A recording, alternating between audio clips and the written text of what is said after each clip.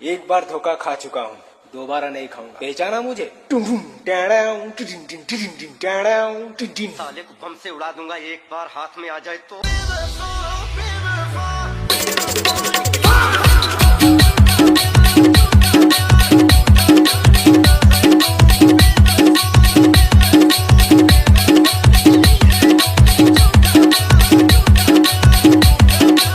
DJ Ballu Dhurve Exclusive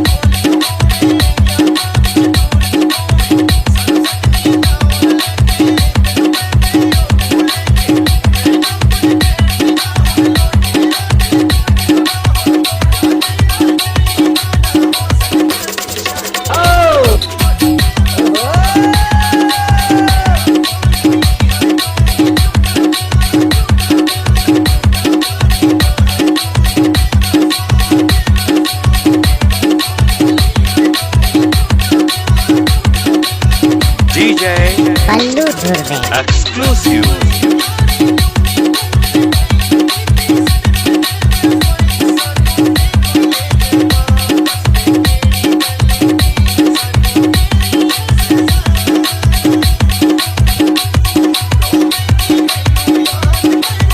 DJ Ballu Dhurve Exclusive